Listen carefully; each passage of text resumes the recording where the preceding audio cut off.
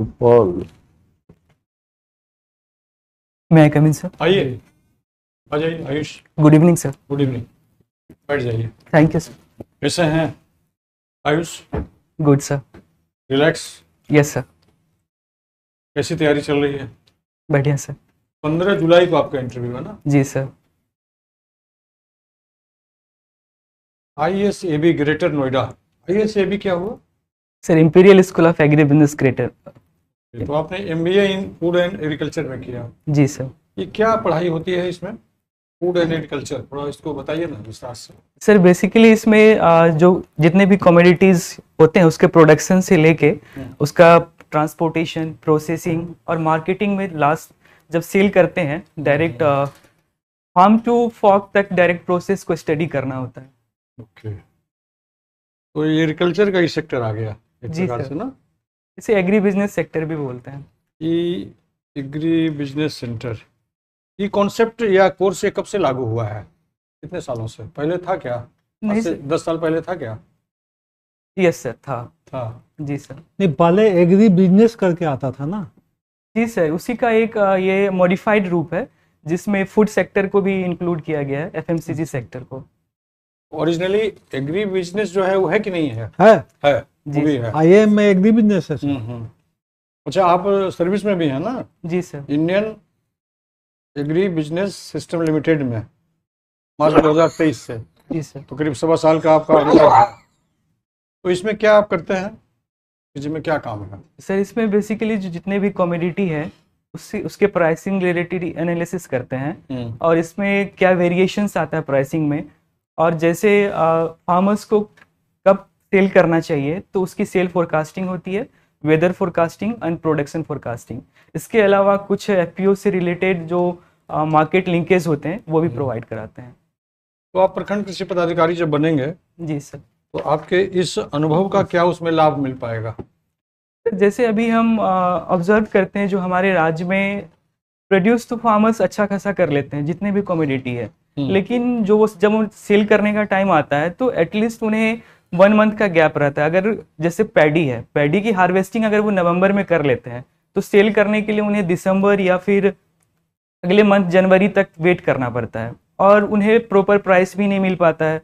जैसे अगर प्राइसिंग, अगर MSP उन्होंने फिक्स किया है कि 2300 रुपये में पैडी बिकेगी, लेकिन जो छोटे किसान हैं वो अभी भी उससे कम रेट में बेच पा रहे हैं, 1400 1500 इसके हिसाब से वो बेच पा रहे हैं। लेकिन जो मेरा अनुभव है FPO का, अगर हम 15 किसान का एक संगठन बना दे और वो सारे फार्मर्स एक संगठन बना के अगर 100 क्विंटल अगर बेचना है, वो अगर सारे किसान एक साथ अगर बेचते हैं तो उन्हें प्रॉपर प्राइस भी मिल पाएगा और जो एग्री इनपुट हम जो खरीदते हैं, जितने भी फार्मर्स होते हैं वो रिटेल में खरीदते हैं तो उनका लागत जो उपज में होता है वो ज़्यादा होता है पैदा करने के लिए। लेकिन वही अगर वो संगठन बना के खरीदे तो होलसेल में उन्हें वो रिटेल भी खरीद सकते हैं जितने भी इनपुट है और बेच भी सकते हैं वो अच्छे दाम पर। अच्छा, ग्रुप बन जाने से कम्युनिटी फार्मर का एक अपना बन जाएगा। जी सर। और उनकी आवाज़ सुनी जाएगी। जी सर, वो खुद ही उसके मालिक होंगे। उनकी रिक्वायरमेंट जो पैसे की अलग अलग होती है ना, हर फार्मर का अपना रिक्वायरमेंट है। किसी का यहाँ शादी है, किसी का बच्चा को एडमिशन कराना है। ठीक है, अच्छा, आपका विचार अच्छे हैं। ठीक है। इंटरव्यू में किन किन चीज़ों पर ध्यान देना जरूरी है एक कैंडिडेट को? सपोज कीजिए आप ही जा ही रहे हैं, जाना ही है जी 15 तारीख को। जी सर। तो किन किन चीज़ों पर फोकस कर रहे हैं आप? तो बेसिकली मैं जो मेरे पास स्किल्स है और जो एक्सपीरियंस है, इस एक्सपीरियंस से कैसे मैं किसानों तक लाभ पहुंचा सकता हूं। इसके अलावा अगर किसान को अगर कन्विंस करना है तो मैं अपनी कम्युनिकेशन स्किल्स किस तरह से अच्छा रखूं ताकि उन्हें प्रॉपर कन्विंस कर सकता हूं। इसके अलावा जो हमारा बेसिक जो एग्रीकल्चर नॉलेज है, जो कोर है इसका, उसको मैं और डेवलप कर रहा हूँ। इंटरव्यू बोर्ड आपसे क्या एक्सपेक्ट करेगा जब आप जाएंगे वहाँ बैठेंगे, तो आपसे क्या उम्मीद करेगा वो बोर्ड? सर वो हमसे ये उम्मीद करेंगे कि जैसे रोल्स एंड रिस्पॉन्सिबिलिटीज़ जो भी BAO की है उसके अनुसार उस पैमाने पे वो मेरे पास अनुभव और ज्ञान है या नहीं, वो मेरे द्वारा वो चेक करना चाहेंगे कि इनके पास वो अनुभव है या नहीं, जो आने वाले दिनों में ये उस पद को अच्छे से संभाल सकते हैं या नहीं संभाल सकते। उस पद के लिए योग्य हैं कि नहीं है, जी सर। तब सिलेक्शन पर विचार करेंगे। जी सर। तो आपके उनके द्वारा जो क्वेश्चन पूछे जाएंगे उसके आंसरिंग में किन किन चीज़ों पर आपको ध्यान देना है? प्रश्न के उत्तर देते समय आपको किन किन चीज़ों पर ध्यान देना है? क्लियर हुआ? जी सर। बताइए। सर, उत्तर देते समय हमें ये ध्यान रखना है कि जो भी वो प्रश्न पूछ रहे हैं उनका हमें उनके प्रश्न के अनुसार ही आंसर देना है, और एक संक्षिप्त शब्दों में देना है, कम शब्दों में अगर बेहतर समझा सकते हैं। बेहतर समझा सकते हैं। जी सर। तथ्य आधारित, जी सर। है ना, फैक्चुअल। जी सर। जो उस पर बिल्कुल से सेंट्रलाइज हो जाए। और कहीं उत्तर देते देते अटक गए तो क्या होगा, फिर क्या करेंगे? सर, मैं क्षमा मांग लूंगा कि सर मैं क्षमा चाहता हूँ, इसके आगे मैं याद नहीं कर पा रहा हूँ। याद नहीं कर पा रहा हूँ। और अन्य प्रश्नों के उत्तर देने के क्रम में जो अंश आप भूल गए हैं, वो यदि सहसा याद आ गया तो क्या करेंगे? सर, जैसे जब वो प्रश्न हमसे पूछेंगे उस समय मैं बोलूंगा सर मैं अभी याद नहीं कर पा रहा हूँ। जैसे ही अगर मुझे इस इंटरव्यू के दौरान याद आता है मैं पुनः इसे दोहराने की कोशिश करूंगा। तो ठीक है, याद आ गया तो उसके लिए अनुमति आप लेंगे ना? जी सर, पहले अनुमति। कोई उत्तर चल रहा है, वो समाप्त हो गया, तो फिर उनकी ओर मुखातिब होकर कि मुझे उस प्रश्न को अधूरा जवाब देना पड़ा था, उस समय याद मुझे नहीं आ रहा था, अब याद आ गया, क्या मैं उसका उत्तर दूं? तो इसके लिए आप उनसे अनुमति लेंगे, तब जवाब देंगे। जी सर। एक अनुमति का एक स्टेज ये होगा। दूसरा स्टेज हुआ कि किसी प्रश्न के उत्तर में आप 50-50 या 60-40 के रेशियो में हैं, द्वंद्व में हैं। लगता है कि गलत उत्तर देंगे तो मेरा माइनस हो जाएगा, नेगेटिव मार्क हो जाएगा, सही उत्तर देंगे तब तो खैर बल्ले बल्ले है। तो ये जो 50-50 या 60-40 का रेशियो या 70-30 का रेशियो है, तो उस परिस्थिति में क्या करेंगे? सर, इस परिस्थिति में मैं ये बोलूँगा कि सर इसका जो एग्जैक्ट उत्तर है वो मुझे अभी याद नहीं आ रहा है, लेकिन मैं इस प्रश्न का उत्तर गेस करना चाहता हूँ, जो संभावित हो सकते हैं। गेस करना चाहता हूँ। जी सर। तो जो परमिशन देंगे फिर आप करेंगे, जी उत्तर सर। देंगे, सही है। अगर वो अनुमति नहीं देते हैं तो मैं वही। क्या सीधा है ना, सीधा है आयुष की, सीधा कहेंगे कि सर क्या मैं गेस कर सकता हूँ? जी सर। क्या मैं अनुमान लगा सकता हूँ? अभी याद नहीं आ रहा है, इसको कहने की, इस पंक्ति को कहने की जरूरत नहीं है। जी सर क्या मैं गेस कर सकता हूँ? अनुमति देंगे। यदि आपके उत्तर सटीक हो गए तो ठीक है, और उत्तर सटीक नहीं भी हुए तो आपके अंक पर कोई प्रभाव नहीं पड़ेगा, दुष्प्रभाव नहीं पड़ेगा। भारत सरकार जो है किसानों के हित में कौन कौन सा प्रोजेक्ट चला रहा है?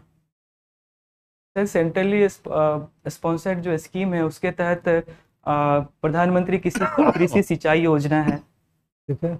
और इसके अलावा रोजगार सृजन के लिए एमएसएमई के तहत बहुत सारे एंटरप्रेन्योर्स, फार्मर को एंटरप्रेन्योर बनाने के लिए योजना चलाई जा रही है, और इसमें राज्य सरकार का भी योगदान है। और इसके प्रधानमंत्री फसल बीमा योजना है जी। और इसके अलावा राज्य सरकार की जो योजना है उसमें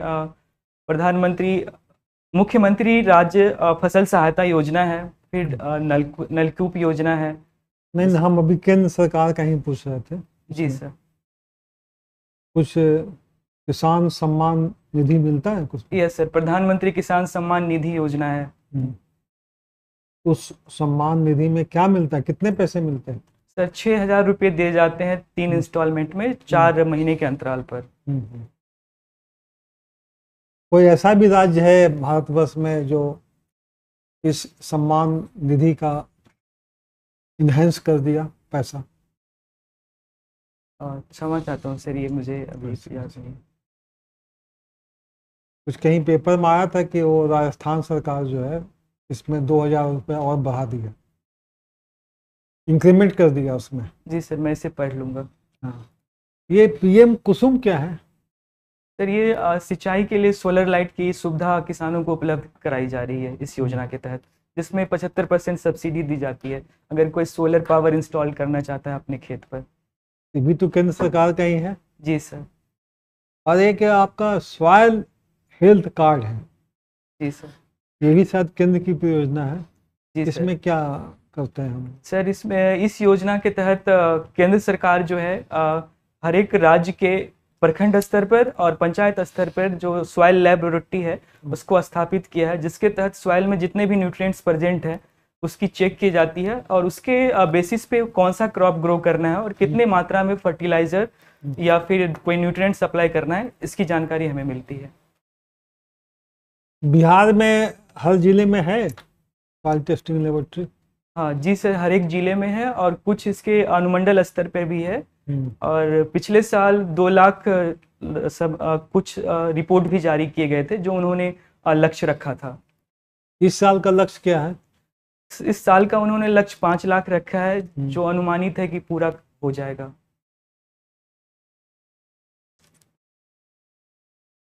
ड्रैगन फ्रूट्स का नाम सुने हैं? जी सर। क्या है वो?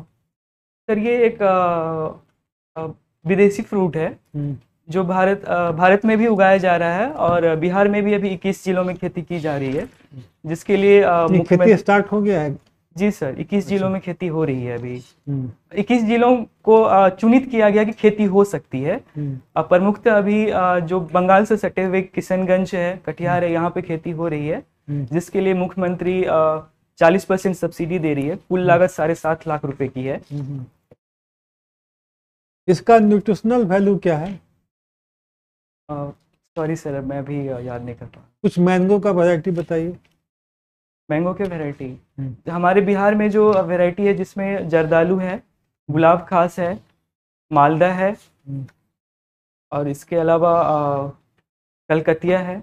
ये कुछ वैरायटीज है मैंगो के। तो ये 4th रोड मैप में हॉर्टिकल्चर में ध्यान दिया गया है, तो इसमें आपका मैंगो का प्रोडक्शन बढ़ाना है। जी सर। तो बढ़ाया जा सकता है? किस विधि से बढ़ाएं हम लोग? जी सर, ये बढ़ा सकते हैं। इसके लिए प्रोडक्शन इसकी बढ़ाने के लिए हमें एक प्रॉपर वैरायटी का सिलेक्शन करना होगा, जो कि हमारे बिहार में उपलब्ध है। अभी कुछ दिन पहले ही आम उत्सव मनाया गया था यहाँ पे, जिसमें बिहार राज्य के विभिन्न जो प्रजातियां थी वो यहाँ पे लाई गई थी और उसकी एक्सपोर्ट के लिए भी अभी रिसेंटली पटना में ही अभी एक एक्सपोर्ट हब भी बनाया गया है और उत्पादन यहाँ पे हो रही है। क्योंकि अगर भारत में बात करें तो 4थे स्थान पे हमारे बिहार का है। उत्पादन अच्छी हो रही है और अच्छी होने के लिए हम दूसरे राज्य में जो मैंगो की प्रजाति है वो लाकर यहाँ पे ग्रो कर सकते हैं, जो ग्राफ्टिंग और कटिंग की जो आधुनिक विधि है इसके तहत। नहीं, हाई डेंसिटी प्लांटेशन के द्वारा भी बढ़ा सकते हैं क्या? हाँ जी सर, इसके लिए लेकिन कुछ निश्चित प्रजाति है वही हम उगा सकते हैं। जैसे अल्फांसो है जो हाई डेंसिटी प्लांट में काफी सक्सेस मिला है। और आम्रपाली? आम्रपाली भी जी सर, ये भी कर सकते हैं। इसमें क्या स्पेसिंग रखते हैं? 2.5 × 2.5 का जनरली लेते हैं, जिसमें 16,000 प्लांट लगा सकते हैं। 16,000 होगा? 1600 प्लांट लगा सकते हैं। इसमें खाद कैसे देते हैं? खाद के लिए 1 साल का क्रॉप है तो खाद कैसे दोगे आप? यदि आम लगा दिया आपने, जी सर, आफ्टर 1 ईयर आपको खाद देना है, कैसे दोगे खाद? क्षमा चाहता हूँ सर, ये अभी कोई बात नहीं। अच्छा, और भी कोई ऑपरेशन करते हैं उसमें? हाँ सर, उसमें जैसे भी अगर फ्लावरिंग सीजन स्टार्ट होने वाली है तो उससे पहले जो ब्रांच वगैरह रहते हैं उसमें ट्रेनिंग प्रूनिंग करते हैं। ठीक, okay. What is agri business management? Sir, agri business management मुख्य होता है कि प्रोडक्शन से लेके उसके ट्रांसपोर्टेशन, प्रोसेसिंग और इसके अलावा जो वैल्यू एडेड प्रोडक्ट भी उससे बना सकते हैं और कैसे सेफली उसे हम मार्केट तक पहुंचा सकते हैं। What is 4 P's in agri business management? Sir 4P में इसमें प्रोडक्ट, प्लेस, प्रमोशन और प्राइस आते हैं। ठीक है। What is the challenges of Agri business management? Sir challenges इसमें जो आते हैं, जो प्रोडक्शन अच्छा हो जाता है पर जो मार्केट होता है वो मार्केट में अच्छा रेट नहीं, जो मार्केटिंग एक चैलेंज है, जो मार्केटिंग लूप है और इसके अलावा एक जो है जो ट्रांसपोर्टेशन में जो पोस्ट हार्वेस्ट लॉस होता है वो एक चैलेंजेस है। ये आपका सही नहीं है, ठीक है। जी सर। इन्वायरमेंट जो है, क्लाइमेटिक कंडीशन जो है ना वो इफेक्ट करता है, मेन यही पॉइंट जी सर। इसके है ना। जी सर, इसके 3 तरह से इसे चैलेंजेस बता सकते हैं, एक प्रोडक्शन साइड, एक मार्केटिंग साइड। हाँ, लेकिन ये बदलते मौसम के परिवेश में इस पर बहुत इफेक्ट है, ये भी चैलेंज है ना। जी सर। वो मैं जानना चाहता था। अब आप ये बताएं, जो आप सुपौल में रहते हैं, जी सर। माने आपका नेटिव प्लेस है, वहाँ क्रॉपिंग सिस्टम क्या है? सर वहाँ पे मुख्यतः जो है धान, गेहूं, मूंग और मक्का और जूट, ये 5 फसल लगाए जाते हैं। अच्छा, तो आप कौन सा, मतलब अगर मक्का का कह रहे हैं, जी सर। मक्का क्या बिहार में सालों भर उपजा सकते हैं? जी नहीं सर, इसमें आज अभी तो रबी और खरीफ में उगाए जा रहे हैं दोनों मौसम में, लेकिन रबी मक्का जो है वो बिहार का कुछ ज़्यादा उत्पादन देता है खरीफ की तुलना में। ऐसा तो नहीं है, सालों भर लेते हैं, लेकिन उसके साथ एक कंडीशन है, वही कंडीशन बताइए। मेज जो है सालों भर ग्रो करते हैं, आपके सूचना के लिए बता रहा हूँ, जी सर। लेकिन वहाँ क्या है, सिंचाई का जहाँ व्यवस्था। जी सर। ठीक है। अब ये बताइए, मक्का में दो तरह, मैंने वैरायटी का नाम बता दीजिए। फिर यहाँ पे गंगा जो है वैरायटी वो लक्ष्मी और गंगा, ये एक वैरायटी ज़्यादा उपजाते हैं। गंगा का सिर्फ गंगा ही नाम नहीं है, गंगा वन गंगा सब सफेद करके भी है ना, गंगा 1 गंगा 2 है ना। जी सर। और क्वालिटी प्रोटीन का भी कुछ जी सर, यूपीएम का वैरायटी है ना। जी सर, कौन जिसमें सा? लाइसिन और ट्रिप्टोफैन एमिनो एसिड हाँ, जो वो तो मिनरल्स बताए हैं, वो कौन सा है? और अच्छा, ये अभी गंगा और दूसरा क्या बताए थे? लक्ष्मी। लक्ष्मी। ये दोनों में हाइब्रिड कौन है, कंपोजिट कौन है? सॉरी सर, ये याद नहीं अच्छा, कर पा ये रहा। लक्ष्मी कंपोजिट है। जी अब सर। एक चीज बता दीजिए, फार्मर्स जो है, यहाँ तो स्मॉल लैंड होल्डिंग है, अपने जीवन यापन के लिए ही उपजाते हैं, लेकिन कुछ जो बचता है तो सीड पर्पस के लिए रख देते हैं, तो वहाँ हाइब्रिड रखेंगे या कंपोजिट सीड वाले को रखेंगे? सर वहाँ कंपोजिट रखेंगे, जैसे ये हाइब्रिड में क्या होता है, नेक्स्ट जनरेशन में उसकी जो ठीक जर्मिनेशन है, खत्म बस हो इतना जाती ही है। मैं। जी सर। अब आप ये बताएं, एग्रीकल्चर इकोनॉमिक्स क्या है, इसका रोल एग्रीकल्चर में क्या है? सर एग्रीकल्चर इकोनॉमिक्स में है कि जैसे हम कोई भी क्रॉप को प्रोडक्शन करते हैं, प्रोडक्शन के साथ साथ जो हमारा एडिशनल अगर सरप्लस बच जाता है तो उसे हम मार्केट में जो सेल करते हैं अपने कंजप्शन के अलावा, वो जो हमारा मनी गेन या फिर जो इनकम होता है वो इकोनॉमिक्स में काउंट करते हैं हम। अच्छा, उसको इकोनॉमिक्स में काउंट करते हैं, ठीक है।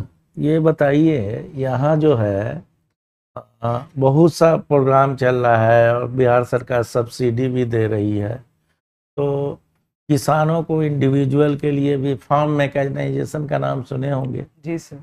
SMAM का कुछ फुल फॉर्म बताइएगा। SMAM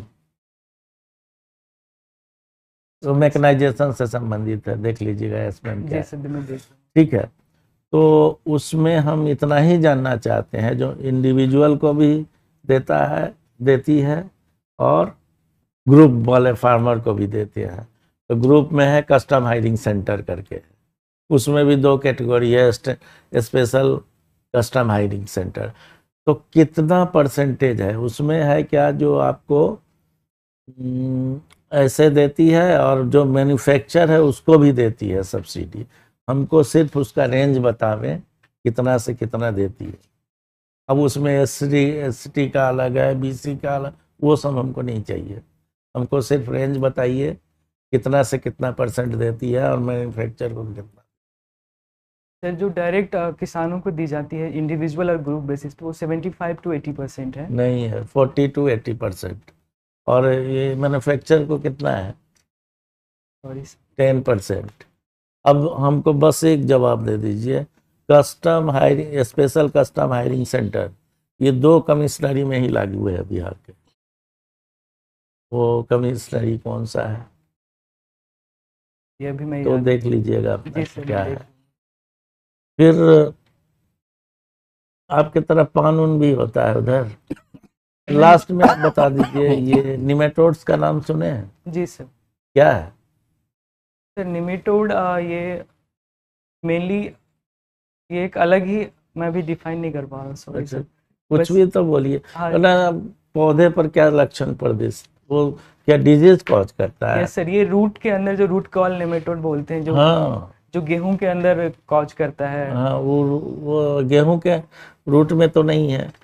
एक बार सुने होंगे जो उधर अररिया और सुपौल उपौल गया साइड में पूरा बाली के जगह पर इलायची दाना के समान हो गया, तो निमेटोड के जी कारण सर, ही एक है। वो गॉल Nematode फॉर्मेशन decide। कर लेता है रूट के एक पास। में कितना होता है? 6000, 32 साल तक बिना खाए पिए रहता है। जब उसको टीज करते हैं या फील्ड में एक दाना भी अगर चला गया तो पूरा फील्ड, उसका कोई उपाय ही नहीं है कंट्रोल। जी सर। इसलिए क्या कहते हैं, फार्मर को सजेस्ट करते हैं कौन सा सीड? सर्टिफाइड से जो डिजीज फ्री हो। चलिए, आपका बढ़िया रहा आयुष, नॉलेज बेस्ड है, कहीं कहीं धन्यवाद थोड़ा सर। बहुत अटकना फुल नेचुरल प्रोसेस है, उसके लिए वरी नहीं होना है। कॉन्फिडेंस लेवल बनाए रखने की ज़रूरत है, थोड़ा रिवीजन करते रहिए, पेपर वगैरह सब देखते रहिए। ड्रेस आपका बिल्कुल सही, इसी में जाना है ना? जी सर। हाँ ठीक है, और सेविंग कर लेंगे उस दिन, बाल उल थोड़ा बिखरा हुआ नहीं रहे, प्लस रात में नींद अच्छी लेंगे, बताया ही आपको। यही सब है, कोई सवाल आपका हो तो पूछिए। जैसे सर, जैसे एग्रीकल्चर में जो हाँ कोर है, वो कोर मैंने छोड़ दिया, अभी मैं रिवीजन कर रहा हूँ, लेकिन कुछ कुछ मैं ज़्यादा मतलब याद नहीं देख कर लीजिए, पाता। बेसिक देख लीजिए, बेसिक जो है ना, जी सर। बुलेट पॉइंट्स देख लीजिए, और बहुत से जो एग्रीकल्चर की चीज़ें हैं अभी करंट वातावरण से जोड़ के पूछा जा सकता है। जी सर, जैसे अभी क्लाइमेट रेजिलेंट एग्रीकल्चर अभी काफ़ी चल रहा है। अभी हीट वेव चला इतना, जी क्या सर। इफेक्ट पड़ा, तो ये सब चीज़ों को देख लीजिए। आप डायरी क्यों लिखते हैं, क्या फ़ायदा है उससे? सर मैं डायरी इसलिए लिखता हूँ ताकि इसमें सेल्फ इवैल्यूएशन जो होता है वो हो पाता है। जैसे आज के दिन में अगर मैंने कुछ कार्य किया है, अगर जब मैं इसे खुद लिखता हूँ तो सारे किए गए कार्य है, तो उससे मुझे ये पता चलता है कि ये कार्य और बेहतर तरीके से हो सकता था। कितने दिनों से लिख रहे हैं आप? सर ये मैं 11वीं के बाद से लिख रहा हूँ सर। तो पिछले बार जो आप पहले के जो आप लिखे हुए उसको उलट पुलट के देखते हैं कभी? सर अगर कभी मैं अकेला रहता हूँ या फिर कभी अगर मुझे लगता है कि अभी मेरे पास कुछ कार्य नहीं है, तो मैं उस दिनों में जाके देखता हूँ डायरी को कि उसमें उस समय जो मेरा व्यक्तित्व था वो कैसा था, और आज अभी जो वर्तमान में है वो व्यक्तित्व कैसा है, इसमें कितना बदलाव आया है। ठीक है, डायरी लिखने वाले ऐसा करते हैं, बहुत लोग का, जी सर। बहुत लोगों का अनुभव आया है कि जो डायरी लिखते हैं 1 तारीख से 30 तारीख तक महीने का डायरी लिख दिया उन्होंने, फर्स्ट वीक में 1 तारीख को डायरी लिखने के पहले 30 दिन का जो उन्होंने लिखा है, पन्नों को पलट करके एक बार देख लिया, एक मूल्यांकन हो गया, और एक मूल्यांकन सीट उसमें 5 लाइन में 10 लाइन में जो ऑब्जर्वेशन आपका हुआ लिख के उसको आप लगा दीजिए। That will be the synopsis of your 1 month diary. और वह जो एक एक पन्ने का हर महीने बनेगा तो साल में 12 पन्ने बनेंगे, और फिर 10 साल में कितने पन्ने बनेंगे। तो इसको जोड़ने के बाद आप अपने जो बायोग्राफी लिखेंगे या अपना अनुभव लिखेंगे, it will be a valid document. Yes sir. कभी कभी डायरी लिखते समय हम बहुत तथ्य नहीं लिखते हैं, रूपांतरित कर देते हैं उसे। रूपांतरित कर देते हैं, एग्जैगरेटेड लिख देते हैं, सेल्फ प्रोजेक्शन करते हैं, सेल्फ प्रोजेक्शन करते हैं, तटस्थ होकर के कहीं कहीं किसी किसी घटना को नहीं लिखते हैं। तो जब नहीं से लिखते हैं तो मूल्यांकन भी उस रूप में नहीं। तो इसको थोड़ा देखिएगा कि डायरी हम जब लिखें तो बिल्कुल निचोड़ लिखें, सही लिखें, जो घटना घटी है, जो आपने ड्यूटी किया है, जो काम किया है, उसका सही चित्रण हो। बेस्ट है कि उसको महीने में एक बार मूल्यांकन कीजिएगा। जब आप डायरी लिख रहे हैं 10 दिनों के बाद आज की लिखी हुई डायरी में आपको लगे नहीं, इस घटना का तो मैंने अतिरेक कर दिया, थोड़ा ज़्यादा बढ़ा चढ़ा के लिख दिया। जी सर। तो दूसरे दिन आपको सुधार हो सकता है कि नहीं, आज से कम हम नई शुरुआत करें अच्छे ढंग से, अच्छी विधि से, और महीने में एक बार मूल्यांकन आप करेंगे पूरे 30 दिन का, तो एक आप उसमें मौलिकता पाएंगे, एक उसमें नवीनता पाएंगे, और उसमें एक प्रवाह बनेगा जो आगे आपके लिए मार्गदर्शन का रूप लेगा। मैं जरूर करूँगा। Any question? No sir. Any more minute, question? sorry। हाँ। किसान डायरी और न्यूज़पेपर जरूर देखिए डेली। जी सर। ठीक है, ऑल द बेस्ट, रिजल्ट तो हो जाएगा, हो जाएगा। हाँ, कोई दिक्कत नहीं है, होना ही है।